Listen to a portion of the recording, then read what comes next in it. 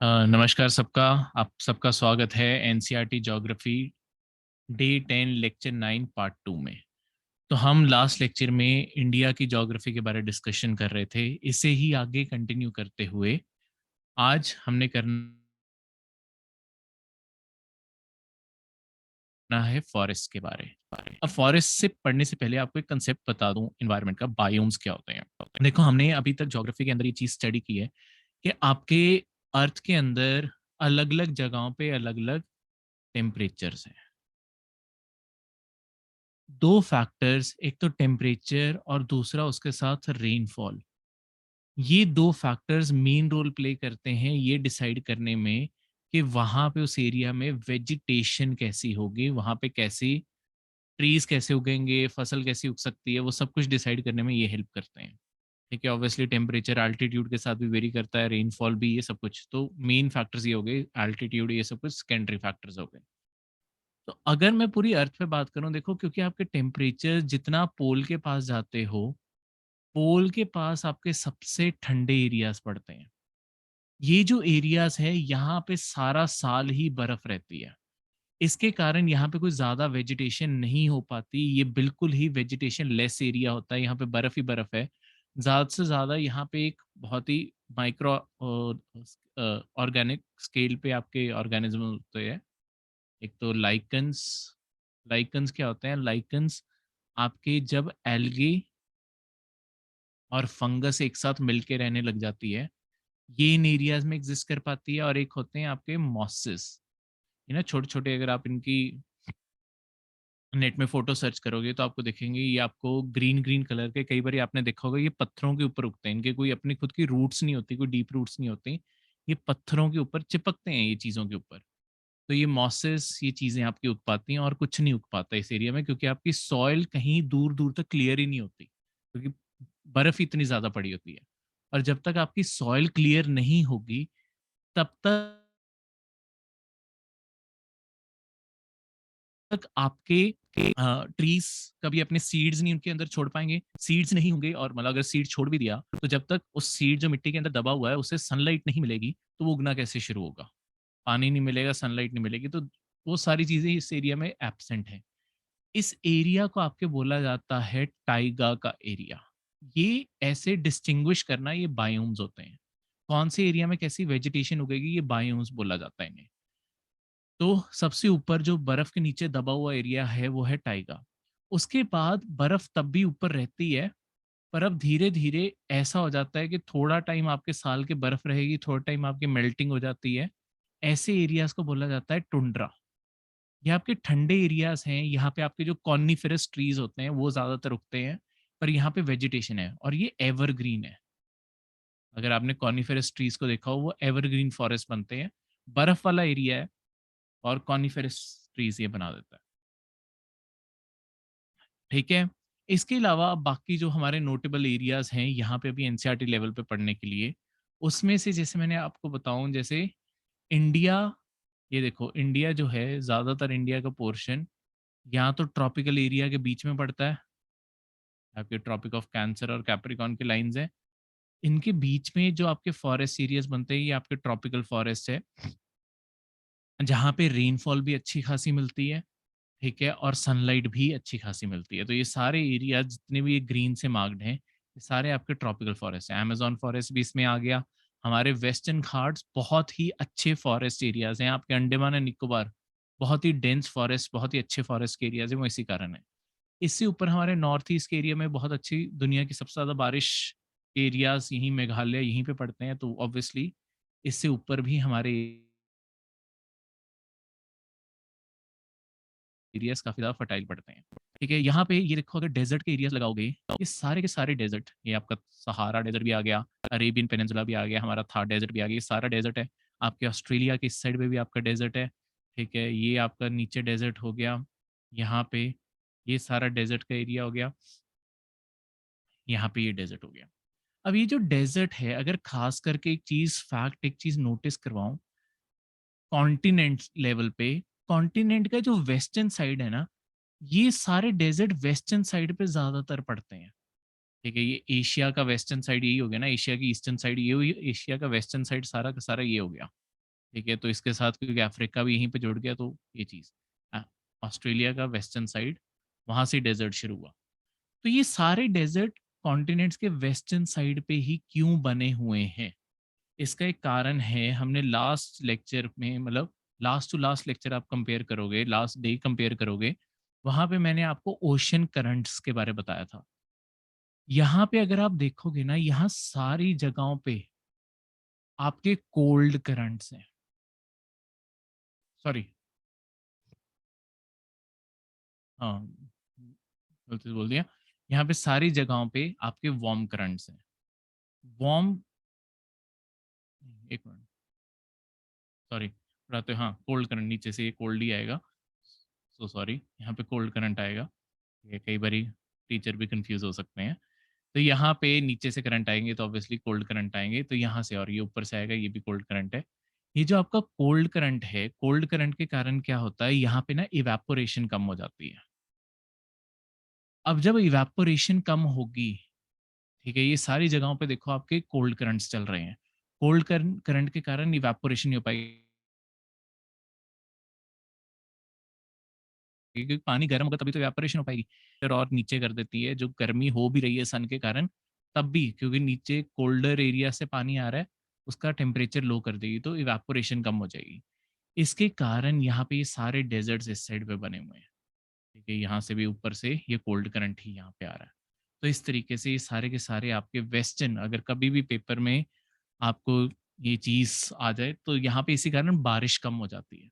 दुनिया का सबसे ड्राईएस्ट एरिया यहाँ पे आपकी चिले कंट्री है, चिले के अंदर पड़ता है दुनिया का सबसे सूखा हुआ डेजर्ट, आटाकामा डेजर्ट।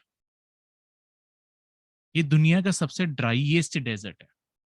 ठीक है, ये ड्राईएस्ट डेजर्ट इसी कारण है क्योंकि यहाँ पे आपकी एक बूंद भी बारिश की गिर जाए ना, वो भी एक रेयरेस्ट इंसिडेंस है, तो ये बिल्कुल सूखा हुआ एरिया है, रेयरेस्ट बारिश है यहाँ। ठीक है, तो ये दुनिया का सबसे ड्राईएस्ट एरिया। ठीक है, अब इंडिया की फॉरेस्ट की बात करें तो ये इंडिया के एक फॉरेस्ट का मैप है। ठीक है, जहाँ पे हमारे यहाँ पे 4 टाइप के आपके फॉरेस्ट एरियाज पड़ गए। आपके डेसिडुअस, मतलब इसके अंदर 2 कैटेगरीज बताऊं तो एक डेसिडुअस फॉरेस्ट है और एक एवरग्रीन फॉरेस्ट है।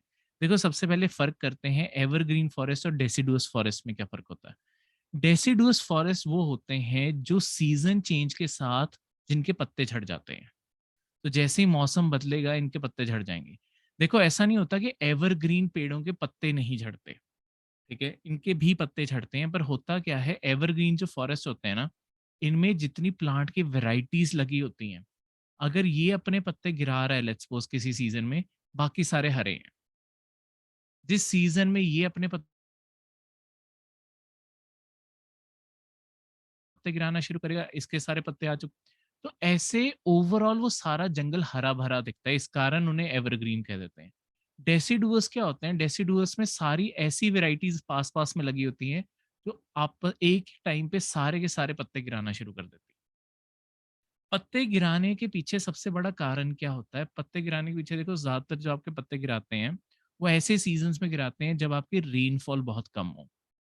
अब जब रेनफॉल कम होगी तो ऑब्वियसली पानी की कमी पड़ेगी।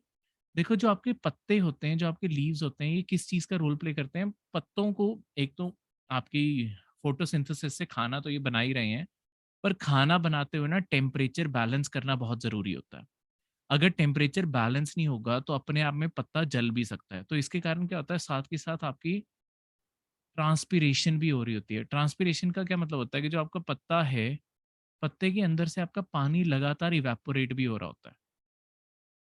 ठीक है, इसके अंदर से भी आपकी इवेपोरेशन हो रही होती है। तो इस चीज को आपके ट्रांसपीरेशन रेफर करते हैं। तो जब पहले ही रेनफॉल, जिस सीजन में आपकी रेनफॉल कम होने लगी, उस टाइम पे आपके क्या होगा, पत्ते गिराने ज़रूरी हो जाएँगे आपके प्लांट्स के लिए। ठीक है? क्योंकि रेनफॉल कम हो रही है और ये आप ट्रांसपिरेशन अफ़ोर्ड नहीं कर सकते कि पानी जितना है वो भी थोड़ी हवा में उड़ा देना है। इस कारण पेड़ क्या करते हैं कि जितना खाना बन चुका है, उसे प्रिज़र्व करो, अभी के लिए सारे पत्ते गिरा दो, ताकि ट्रांसपिरेशन भी होनी बंद हो जाए। यही कारण है कि आपके डेज़र्ट के जो प्लांट्स होते हैं, जो आपके कैक्टस होते हैं, उनके अगर आप पत्ते देखोगे ना, उनके पत्ते हमेशा थॉर्नी होते हैं, कंडे वाले होते हैं। क्योंकि और पत्ते बहुत ही मोटे होते हैं अपने आप में, बहुत ही थिक लीव्स होते हैं। वो थिक इस कारण होते हैं कि ट्रांसपिरेशन आसानी से हो ना, कि मल्टीपल लेयर बन गई हैं, ट्रांसपिरेशन हो ना। दूसरी चीज़, ट्रांसपिरेशन के बहुत ही छोटे-छोटे से पॉइंट्स बन गए हैं, इस कारण बाकी सारा पत्ता पानी नहीं उड़ा रहा, सिर्फ यहाँ-यहाँ से पानी जा रहा है। इसी कारण वो अपना पानी बचा पाते हैं। एक तो ये कारण है, दूसरा वो अपनी सेल्फ डिफेंस के लिए भी इन कंडों को यूज़ कर लेते हैं, ताकि क्योंकि अ, इनके अंदर अब जेल बन के पानी तो होता है, ये जेल के फॉर्म में एग्ज़िस्ट कर रहा होता है। ऐसा ना हो कि कोई जो डेज़र्ट में रहने वाले एनिमल्स हैं, वो इन्हें खा जाएँ। तो प्लांट यहाँ पे सेल्फिश हो जाते हैं। प्लांट्स अपने लिए थॉर्न्स उगा लेते हैं कि अगर कोई खाएगा, ऑब्वियसली वो इंजर हो जाएगा और वो कभी दोबारा नहीं खाएगा। और दूसरा, अपनी खुद की जो ट्रांसपिरेशन की उनकी रिक्वायरमेंट है, उसे मिनिमम कर दिया, जितनी बस चाहिए, बस उतनी को ट्रांसपिरेशन हो रही है। ठीक है? तो इंडिया में 2 टाइप के हो गए, डेसिडुअस और एवरग्रीन। इन सब के रंग और ये सारा एरिया मार्क किया हुआ है। जैसे इंडिया में सबसे ज़्यादा जो फॉरेस्ट है, उस फॉरेस्ट को देखोगे वो है ट्रॉपिकल ड्राई डेसिडुअस, जो जिन्हें कुछ ही सीज़न में बारिश मिलती है, बाकी सारा नहीं मिलता। ये सारा का सारा एरिया इसी से मार्क किया हुआ है। ठीक है? तो आपका सारा सेंट्रल इंडिया भी हो गया, काफ़ी नॉर्दर्न इंडिया का भी एरिया हो गया, ये सारा का सारा एरिया ये आपका ड्राई डेसिडुअस है। ठीक है? मॉइस्ट डेसिडुअस जिन्हें कंपैरेटिवली थोड़ी-सी ज़्यादा बारिश मिलती है, तो ये देखो, ये यहाँ तो कोस्ट के बिल्कुल साथ-साथ एरियाज़ हैं, ठीक है? या जहाँ पे मॉनसून आसानी से पहुँच पाता है और बहुत आराम से बारिश करवाता है, या जो हिमालयाज़ के बिल्कुल नीचे प्लेन्स का इलाका आ गया ना, जहाँ पे रिवर्स अच्छा खासा पानी प्रोवाइड कर रही हैं, वो सारा एरिया। ये सारा आपका मॉइस्ट डेसिडुअस है, जहाँ पे पानी ठीक-ठाक क्वांटिटी में अवेलेबल है, उन्हें पत्ते कम गिराने पड़ते हैं। ड्राई डेसिडुअस को ज़्यादा, और इनमें आपस में दूरी भी इन्हें ज़्यादा बनानी पड़ती है, ताकि कॉम्पिटिशन ना क्रिएट हो इनमें। ठीक है? यहाँ पे हमारा ये थार डेज़र्ट का एरिया आ गया, उसके बाद ट्राब हरियाणा और राजस्थान से लेके गुजरात, ये सारा एरिया। ये थॉर्नी वेजिटेशन, यहाँ पे पानी की कमी है। देखो, पंजाब, हरियाणा, राजस्थान, गुजरात, यहाँ पे पूरे एरिया में बारिश इतनी नहीं होती, और ये थोड़ा मध्य प्रदेश और उत्तर प्रदेश की तरफ भी गया। ये जो सारा एरिया, यहाँ पे बारिश इतने एरिया में कम होती है, इस कारण यहाँ पे वेजिटेशन ऐसी होती है जिनके पत्ते ज़्यादा बड़े नहीं होते, छोटे साइज़ के पत्ते होते हैं, और बहुत सारे प्लांट्स के यहाँ पे थॉर्न्स, कंडे होते हैं, वो इस तरीके से आपके उगते हैं। अब पहाड़ों में आपकी जो वेजिटेशन होगी, देखो, जो सबसे जितना ऊपर एरिया जाता जाएगा उतना ही ठंडा। ये तो बिल्कुल ही बर्फ का आपका डेजर्ट आ गया, कोल्ड डेजर्ट आ गया, लद्दाख का एरिया आ गया, बर्फ नहीं है, लद्दाख का एरिया आ गया। लद्दाख एक कोल्ड डेजर्ट है। देखो, हमारे इंडिया में 2 टाइप के डेजर्ट्स हैं। एक है कोल्ड डेजर्ट, जो बिल्कुल ठंडा होने के कारण, इतनी ज़्यादा ठंड है और बारिश की कमी है कि मतलब डेजर्ट इसीलिए बनते हैं, बारिश की कमी हो। बारिश की कमी है और टेम्परेचर बहुत ठंडे हैं, उस एरिया को बोलेंगे कोल्ड डेजर्ट। जहाँ पे बारिश की कमी है पर टेम्परेचर बहुत ज़्यादा है, उन्हें हॉट डेजर्ट कहते हैं। इंडिया में दोनों एग्ज़िस्ट करते हैं, ठीक है? अब यहाँ पे जो आपके हिमालयाज़ हैं, आप जितनी हाइट पे जाते जाओगे, उतने ही आपको अलग-अलग टाइप के प्लांट्स मिलते जाएँगे, ठीक है? पहाड़ों की वेजिटेशन में क्या असर होता होता है, जितना आप ये फैक्ट के तौर पे याद रखना। हाँ, कई बारी आपको पहाड़ों का क्योंकि अलग से क्वेश्चन आता है, इसी कारण बता रहा हूँ। देखो, हाइट के अकॉर्डिंग कैसे प्लांट्स में वेरिएशन आएगी, उस चीज़ के बारे, ठीक है? अब पहाड़ों में क्या होता है कि जैसे-जैसे आप ऊपर को जाओगे, पहले आपकी वेजिटेशन, यानी कि आपकी जो वैरायटी ऑफ प्लांट्स है, जो डाइवर्सिटी है, डाइवर्सिटी का मतलब होता है कितनी वैरायटी के आपको प्लांट्स मिलेंगे, ये बढ़ता जाता है। पर एक हाइट तक बढ़ेगा, एक हाइट के बाद क्योंकि अब इतनी ज़्यादा ठंड बढ़ने लगी है और आपकी बारिशें कम होने लग जाएँगी, फिर वेजिटेशन कम होनी शुरू हो जाती है। और जो पहाड़ का हमेशा टॉप एरिया, कभी पहाड़ों में जाओगे ना, जो बहुत ऊँचे पहाड़ होंगे, वहाँ देखना, या तो वहाँ पे बर्फ होगी, बर्फ के कारण वहाँ पे कुछ नहीं उगा होगा, या वो अगर वहाँ पे बर्फ पिघली भी हुई है, वहाँ पे कुछ भी ज़्यादा नहीं होगा, बस थोड़ी बहुत ही झाड़ियाँ होगी पड़ी होंगी, बस। वो इसी कारण, तो इस चीज़ को याद रखना कि माउंटेन्स में क्या होता है, पहले वेजिटेशन राइज़ होती है और फिर गिर जाती है। तो ये फैक्ट है, इस चीज़ को इस तरीके से याद रखना, ठीक है? तो मैं आपको बहुत सारे ऐसे छोटे-छोटे ट्रिक, स्टेटमेंट्स जो आती हैं, मैं उसके बारे भी आपको बताता जाऊँगा पूरी की पूरी प्रिपरेशन में, ताकि आप मैक्सिमम स्कोर कर सको। अब यहाँ पे एक पूरी डिटेल दे दी है, 4 टाइप की वेजिटेशन जो हमारे लिए अभी के लिए जाननी ज़रूरी है, ठीक है? इन चीज़ों को हम एनवायरनमेंट के सब्जेक्ट में और ज़्यादा डिटेल में पढ़ेंगे। यहाँ पे अभी इतनी डिटेल नहीं है एनसीईआरटी लेवल पे, बस क्योंकि एनसीईआरटीज़ में कवर्ड है, तो मैं यहाँ पे एक बारी कवर करवा रहा था। पर जितनी रिक्वायर्ड डिटेल है और जैसे क्वेश्चन आते हैं, वो एनसीईआरटीज़ में उतनी ब्रीफ में मतलब उतनी डिटेल में नहीं है।